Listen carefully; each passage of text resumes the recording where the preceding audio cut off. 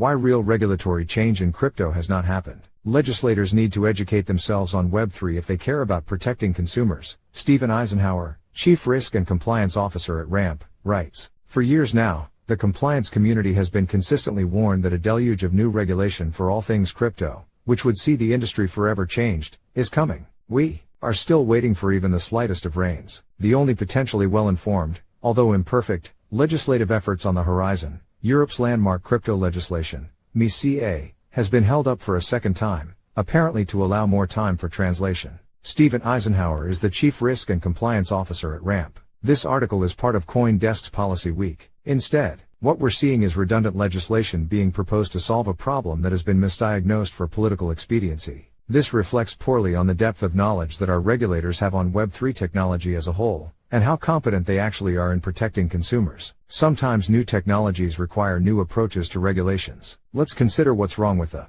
current approach, try to identify the real issues, and propose solutions to forge a new way forward. Superfluous statutes. Take for instance the so-called Digital Asset Anti-Money Laundering Act introduced by Sens. Elizabeth Warren, DMA, and Roger Marshall, RKS, in December of the previous year. The proposed legislation was presented at a Senate Banking Committee titled Crypto Crash: Why the FTX Bubble Burst and the Harm to Consumers. It would do little to protect consumers and would have done nothing to prevent what happened at FTX, as the almost singular focus of crypto-related regulations to date. A robust set of anti-money laundering, AML, rules have been widely applicable to crypto firms since before Sam Bankman-Fried even founded FTX. As evidence of the effectiveness and application, we need only consider the settlement between Coinbase and the New York Department of Financial Services, NIFS, which is only the latest example in a long list of regulatory actions taken against crypto firms related to anti-money laundering and sanctions failures. See also, Coinbase will pay $50 million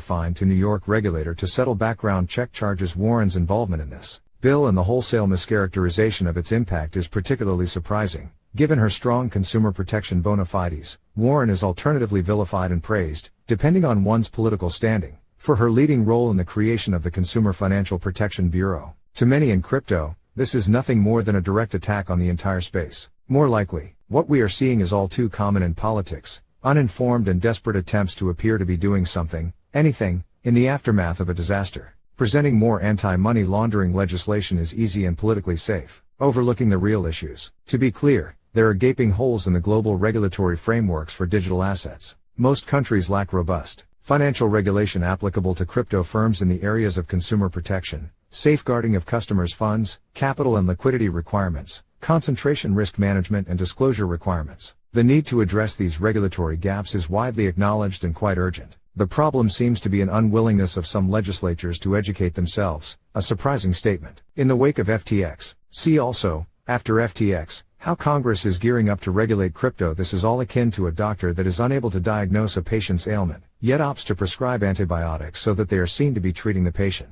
Not only is it dangerous for the patient, who may forego further tests in the false hope they will be cured, but it also contributes to global antibiotic resistance. Prioritizing redundant legislation is similarly insidious, as it gives consumers a false sense of protection and further erodes confidence in global financial systems. The way forward.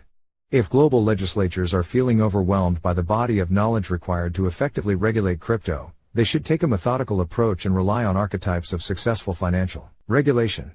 I recommend looking to the EU's Payment Services Directive and its revisions for inspiration. Instead of fiddling about trying to determine the different types of market participants to which the resulting regulation could apply, the law should describe and create regulations for each of the activities in which they are engaged. The first step of the process needs to be to create a complete taxonomy of applicable products and services. See also, the world's best crypto policies, how they do it in 37 nations. Stepping through each defined product and service to determine appropriate rules will require politicians to educate themselves on the intricacies of blockchain technology and the varied services available to consumers, a net positive from the start. For example, any effective prudential regulation for crypto would need to differentiate between custodial and non-custodial services. Safeguarding requirements should apply to services involving the holding of a consumer's assets but would be hilariously ineffective and irrelevant for self-custodied assets. Disclosure and transparency requirements could apply broadly, but need to ensure informative and specific information is provided to consumers. There is no doubt that all of this requires a modicum of effort from legislators to educate themselves. Of course, it is far easier to attempt to push through yet another anti-money laundering bill.